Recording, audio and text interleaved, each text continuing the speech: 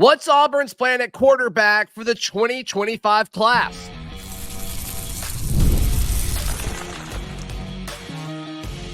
You are Locked On Auburn, your daily podcast on the Auburn Tigers. Part of the Locked On Podcast Network, your team every day. Yes, welcome on into Locked On Auburn, your daily Auburn Tigers podcast. I'm your host, Zac Blackerby, and thank you so much for making Locked On Auburn your first listen every single day. It's Recruiting Thursday with Brian Smith, Locked On Recruiting Insider, as well as Auburn recruiting writer at auburndaily.com. The recruiting coverage throughout the Locked On Podcast Network is brought to you by LinkedIn Jobs. These days, every new potential hire could feel like a high-stakes wager for your small business. That's why LinkedIn Jobs helps you find the right people for your team faster and for free. Post your job for free at linkedin.com/LockedOnCollege. Terms and conditions apply. Brian, there was a lot of talk about Hussein Longstreet. Where would he commit to? Would he commit to Auburn or Texas A&M? Well, he picked Texas A&M. He didn't pick Auburn. So now Auburn's focus, I guess, as far as, from the outside looking in, it goes to guys that are committed elsewhere, whether it's KJ Lacey, who's committed to Texas, or obviously Juju, who's committed to USC, but it now almost seems like that's an Auburn-Alabama battle despite him being committed. Out west, what's the plan in your mind for the Auburn Tigers to add that quarterback in the 2025 class? Get the kid you want on campus as many times as possible. We said early on, was it January? I think we talked a little bit about Juju. Hey, I'll believe the noise when he visits. Then he visited. Then I said, I'll believe the noise if he visits again. Then he visited. Yeah. Now he's got an OB set. Auburn is all of a sudden went from, I give him a 5% chance to this is 30%, 40%, maybe higher. And I don't even think you believe that as an Auburn fan your whole life. Yeah. So it's wild. And that's why I always tell people, follow the visits. Don't follow the quotes and random tweets that kids put out. Follow the visits. And Auburn's trending right there. It's interesting with Alabama. They're also chasing Notre Dame commitment Deuce Knight. You talk about two totally different quarterbacks, which is wild, but whatever. I don't think he'll flip, but it can't be that hard to sell Alabama, especially with their type of offense. So I think this is a really wild battle, and it's ironic that, Juju lives 15, 20 minutes from the Alabama border. He might as well be in the state. He plays at Carrollton over in Georgia. This is a battle that could really kind of trend one way or the other for Hugh Freeze's tenure, because it's not going to be friendly playing against him. He's elite. He's as accurate a quarterback as you're going to find. I think Auburn's got a shot, but man, I'm curious to see if they can get him back on campus one more time besides the official visit. Sure. Yeah. And also, what is his timeline? It doesn't seem like he's in a major hurry, but also everybody's kind of, the programs kind of are in a hurry because you want a quarterback early because you use that as part of the sales pitch to the rest of the class. I mean, we saw Hugh Freeze do it when they had Walker White so early in the 2024 class. And I think you're seeing this kind of seems to be the storyline and narrative around Georgia recruiting Julian Lewis, saying, hey, we're ready to move forward. And it didn't sound like he was. And so they went out and added another quarterback. And, that's that. So now it all seems like it's down to Auburn and Alabama. Or, of course, he could stay committed to the school he is currently committed to, USC. The only other wild card, at least for now, as I say this in air quotes for those of you just listening, is Colorado. I'm not buying that, but he is going to visit. And this weird stuff happens with Dion and recruiting. So I'm just going to mention it. I doubt it ends up happening because they're not going to be four other people in his class, if that were the case? Dion's not going to make it at Colorado. I'm just going to go ahead and say it. He can try otherwise. He's not going to make it. And it's a hard place to win. It really, really is. But I don't think Juju's going to go there. I just think he's fascinated like his dad is with Dion, and that's cool. So it still comes down to these two. My only question is, does Auburn go into this season with their entire roster of quarterbacks? How attractive can they make it? What are they selling Juju? I've wrapped that around my head a few times in different ways. I'm kind of curious as to what you think in regards to Juju. Do you think he really cares? I don't. I've been around him 3 times. He's about as laid back as it gets. He doesn't care who's there. I'm Juju. I'm better than you. It is what it is, which Auburn needs a lot of. We're going to talk about another kid that's that way too here in a minute. Yeah. But he's got that charisma that people gravitate towards. I think that you're going to see Auburn just go all in because they need that on a roster, man. They need some confidence builder when they walk off the bus on a road game in the SEC. Him walking out kind of helps. Yeah, I mean, if he's the kid that a lot of people, yourself included, describe him as, this accurate passer, total gamer, total dude that you want leading your offense, there's been a lot of questions. What happens Auburn's offense and what happens at Auburn's quarterback room when Peyton Thorne leaves? Is it Hank Brown? Is it Walker White? Well, all of a sudden, if Julian Lewis is the guy that every rating out there says he is, number one player in the class according to ESPN, number one player in the class according to Rivals, then a top 4 quarterback in the country according to On3 and 247. Like this dude is him. Like he is a player. 100%. And these are the kind of guys where you see come in and have a chance to compete as a freshman. And he has to see that. Like he has to see that there's like a chance for that to happen if he were to pick Auburn. We'll see. We'll see certainly what happens with him. But I was kind of with you. Like, let's see how often he shows up.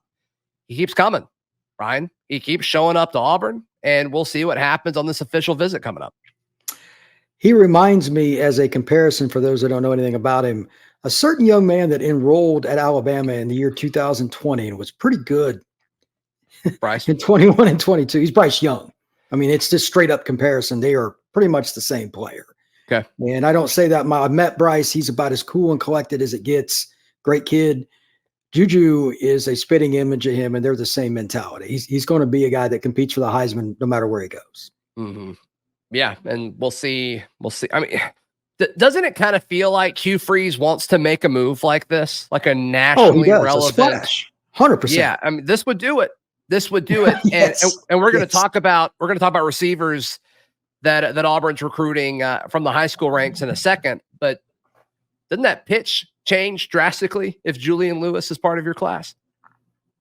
It's ironic that you say that, but elite players want to play with elite players. And now because of cell phones and communication through DMs on X and everything else that you can do, email, everybody knows everybody and communicates. Mm-hmm. The moment Juju commits to school X, let's say he reaffirms to SC or picks Auburn or picks Alabama, that school doesn't even have to send out a text, phone call, nothing else. They will have receivers automatically calling them without any effort. Yeah. There's no two positions in sport, Zach, that are connected more than wide receiver and quarterback. Sure. And I mean, the receiver class that the Tigers just signed was dope, but the next one will be dope as well if Juju commits, especially if it's before June. Yeah. Because then the visits are that you're coming in, okay, you're going to play in with Juju. You realize that, right? Just to reaffirm when you sits down with these guys, CJ Wiley or whoever it is that's visiting. Yep. Hey, just so you know, that matters, man. Nobody wants to play with a mediocre quarterback for your receiver because that kills you to try to get to the draft. Auburn's in it, apparently, according to a national report, for a 5-star wide receiver. We'll talk about him next, right here on Locked On Auburn. Today's show is brought to you by our friends at Yahoo Finance. Wouldn't it be great if you could see all of your investment and retirement accounts in one place? With Yahoo Finance, you can consolidate your views from multiple accounts into one hub. Not gonna lie, did this read yesterday. Then after I got done recording, I downloaded Yahoo Finance because I've been looking for something like this, because you may have a retirement account through work at one place. You may have a personal one elsewhere. You may have, an app that you buy individual stocks through or something like that. This brings it all together. For more than 25 years, Yahoo Finance has been the brand behind every great investor. Whether you're a seasoned investor or looking for that extra guidance, Yahoo Finance gives you all the tools and data that you need in one place. With a community of over 90 million users each month, their real strength is helping you on your way to financial success. For comprehensive financial news and analysis, visit the brand behind every great investor. That's yahoofinance.com. The number one financial destination, yahoofinance.com. That is yahoofinance.com. Brian Smith hanging out with us on this Cruton Thursday. A report comes out that an Oregon commit, Dallas Wilson, is being pursued heavily still by several other schools. They mentioned Miami. They mentioned a few schools. Auburn was one of them. Brian, you wrote about him at auburndaily.com. You know Dallas Wilson. Does Auburn have a legitimate shot here? As long as they're going to get a visit, yes. Dallas has been a guy on my radar since he was getting ready to be a sophomore in high school. When he walked by me at practice, I'm like, oh, that's one of the guys you were telling me about? Like it was kind of obvious. Okay. And then he went out for Tampa Bay Tech and had a big year and started getting flooded with offers, and the rest is history. He's a guy that's a top 50 player in my book. He's similar to Cam in that he's just so long and so athletic. At his height, DBs are kind of in a disadvantage. There's not much you can do against him. And he's also quick enough to make guys miss space. So Oregon, Miami, Florida State, Auburn, and the rest of the free world are recruiting him, and maybe even China as well. So it's the kind of player, if you put him on the opposite side of Cam, I mean, like your wife could be the quarterback and throw for 250. Sure. Hey, she's got an arm on her for sure. There you go. Yeah. Chad Simmons puts out a report yesterday, or I guess 2 days ago, said 5-star wide receiver Dallas Wilson says schools are still pursuing him like crazy. Auburn, Florida State, and Miami are some of those schools. And like you said, every school I'm sure is calling him, but the fact that Auburn was one of the few that were actually mentioned by name, it's got to have a little weight to it. I mean, Chad, I know Chad very well. He's about as blunt and honest as it gets. Okay. He talks to everybody. He's probably the best person in our business. And if he said it, that's about as lock, stock, and barrel as it gets. So he doesn't care. He just gets the info and posts it, and that's it. Sure. So he's a computer, man. He's just a machine. Yeah, good for him. I think Dallas is the kind of guy that would be attracted to Auburn because it's still deep south and there's playing time available, and he wouldn't be the guy getting double teamed all the time. He's used to getting all the attention right now, but with Cam and Perry, etc., Auburn, it's amazing what Auburn could go from last year at receiver to what they could be in 2025. And that's without I'm not even talking about any additional players they may or may not receive through the transfer portal. I'm just talking about high school. Especially like off what we've seen at practices. There's not a lot to push other than playing time. Like, look, we need help. Come be that guy. Right. I mean, and especially when he would be on campus. So I guess like Sam Jackson would be here for another year, but like Robert Lewis will be gone at that point. That's correct. And so who's going to be the number 2 guy after Robert Lewis is done? Perry Thompson will assume have taken a step forward at that point. I mean, could be a good group. Could be a very good and young group. We'll see what Dallas Wilson does. But across the board, let's see. On3 has him as the 4th highest rated receiver. 247 has him at 6. ESPN Rivals have him as the 5th highest rated receiver. So, I mean, an elite dude is what we're talking about here. The other little bit that I'll throw in, I've been talking with Tristan Norman. I'll have an article up at Auburn Daily. Receiver out of Montgomery, Carver, Georgia, Auburn, the normal names are after him. He's another kid that's really twitchy. Auburn's got a great shot at him. So they could put back-to-back receiver classes together that we didn't necessarily expect. It's hard to do that because kids are like, okay, I'm not going to beat Cam out. That's not. Perry's going there, blah, blah, blah. Auburn's starting to get kids they weren't to even visit. Yeah. Let's be honest. The receiver recruiting before this last class was an abomination. It was. So by Auburn standards, they just didn't get enough players that are going to make an instant impact, let alone guys long-term be great players. And now it's just flipped. It's a really great story. Right. And we'll see. Maybe Dallas Wilson be part of that story. As far as other guys that you've talked to, and you mentioned a guy that I think is going to be an important part of Auburn's class just because he plays offensive tackle, but you talked to Broderick Scholl earlier in the week. What stood out to you about him? And of course, you'll have a story later about it at auburndaily.com. Broderick is a unique kid. Offensive tackle, 6'6", 6'7", 285. From Oklahoma, Auburn, right? Yeah, Bixby, Oklahoma. It's a really good program. Just not one that Auburn fans are necessarily familiar with, but they got a lot of dudes. And he's one of their main guys, offers across the free world. And his frame, like I've met him, this guy looks like an SEC offensive tackle. Long and lean, very long arms, very articulate kid. He's in theater and all kinds of stuff. He's real intelligent. He's always busy. But his visit list is wild. It's Texas Tech. It's Auburn. It's Kansas State. It's all over the place. So hard to say, but Auburn loves him. And he's got a great relationship with Thornton. He's got a great relationship with other coaches on the staff. And it's a fit. He's an outdoorsy kind of guy, which kind of fits Auburn.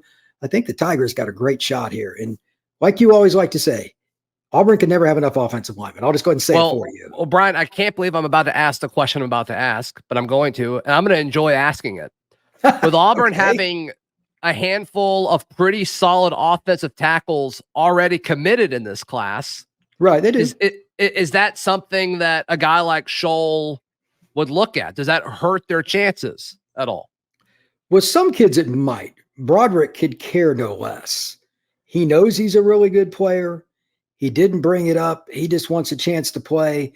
He thinks that he's going to be a competitive guy no matter where he goes. Okay. And for the record, forget that it's Broderick Scholl. Auburn needs about a gazillion pounds of that dumped onto their program in general. We mentioned it with Juju. This is also the case. Offensive tackle in the SEC is not a fun endeavor. The guy lining up in front of you is not friendly. He does not like your grandmother. He doesn't care about your future. He is there to wreck you. Scholl doesn't care. He just wants to come and compete, and he's good with it. I think he kind of likes the whole let's go make something happen. He beats to a little bit of a different drummer, and Auburn's on the come up. Yeah. I think that also actually kind of helps him. He wants to be part of something different. Like he could go to Oklahoma. He could go to Texas. He's that kind of player. But like Oak State, Kansas, he's looking at it in a different variety. It's weird because he's really talented. Well, that's great. That'd be a huge addition, obviously, for this class. So. Absolutely. All right. Auburn is still peeking into Georgia. And we've talked about it before, how important that is. Who are some of these new names that they're talking to? We'll discuss in just a moment right here on Locked On Auburn. Today's show is brought to you by our friends at Monopoly Go. I've been told I'm a competitive person, and my competitive side, well, it loves Monopoly Go. I'm sure you've heard of Monopoly Go. It's been downloaded over 150 million times. It's a great twist on Monopoly, where you play on not only one, but hundreds of Monopoly boards in crazy locations, building up amazing cities that bring you big money. And the best part is messing with your friends. I can charge them rent on iconic properties, just like classic Monopoly. There's a ton of stuff you can do. And it's not just my competitive side that loves it. You can team up with your friends and family, people all over around the world, in time tournaments to earn huge rewards. So get in the game and join your friends. Download Monopoly Go now, free on your phone's app store.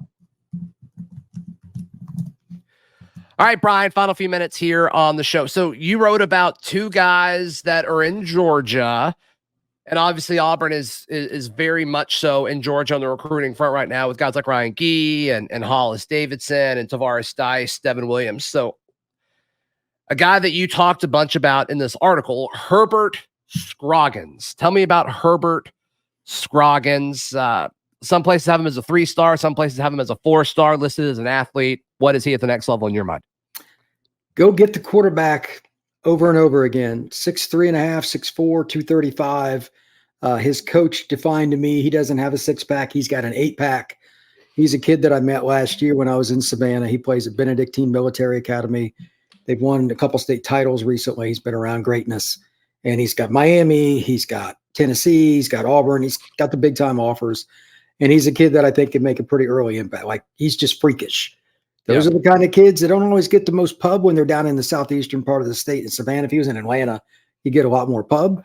Auburn needs pass rushers. We've talked about this quite a bit. Number 35 is going to leave after this year. Auburn needs more guys besides DeMonte, et cetera. They need some more pass rushers. He would certainly help. Yeah. I mean, is this a guy that you think is raw because of that? I mean, he's not rated super high, but it could just be because he lives in Savannah, like you just said. Is this a guy that, probably needs 2 years, 3 years on a college campus, or could he contribute fairly early? I think he could play as a sophomore. The adjustment to the SEC is still large as you go back. But for anybody, right?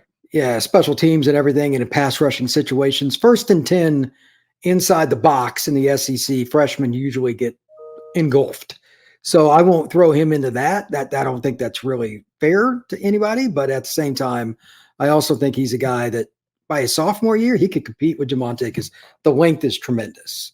Okay. And look, you can never have enough edge rushers.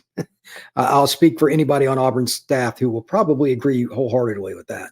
And he's a good kid too. He'd fit in, very disciplined young man. He'd fit in well on the plates. Yeah.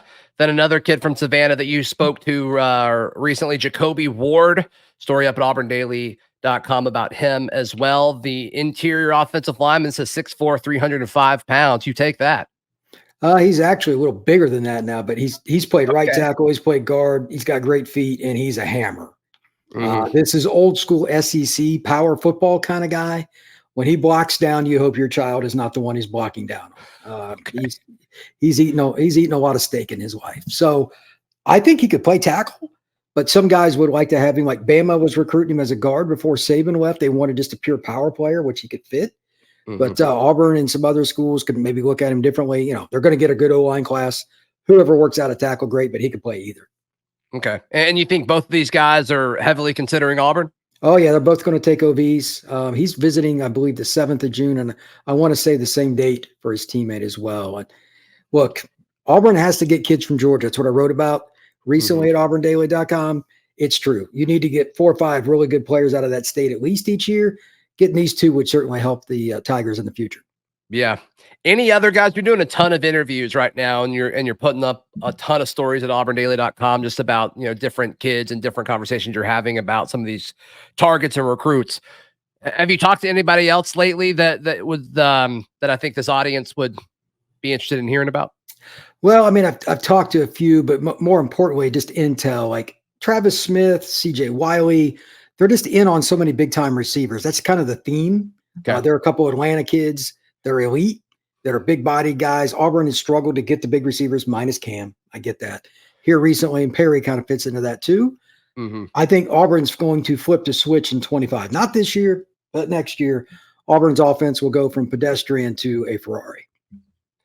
That'd be huge. That would be huge. And that's what Hugh Freeze is hoping for. No question about it. You still think a top 5 class is possible for what they've done so far with the 2025 class and what you're hearing kind of out there as you visit all these kids? Well, I think we'll know a little more in a couple of weeks when I'm on the road, but I mean, just having Juju in the mix is a realistic option, puts you in the mix there.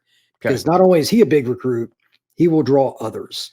Do you think guys like Scroggins and CJ Wiley, it's everybody in Georgia knows who he is. Pretty much everybody knows who he is in Texas, California, anything else.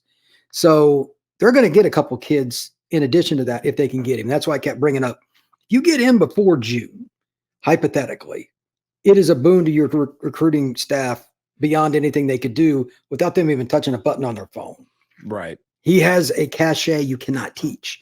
And I'm sure Freeze would have a party and we'd all be invited to it because it would be a lot of fun. Recruiting for me would be easy because everybody would talk about Auburn. Right. So, yeah, I think they have a chance at a top 5 class because he would help other kids. They still need maybe they flip Alvin Henderson. Maybe they get a different running back.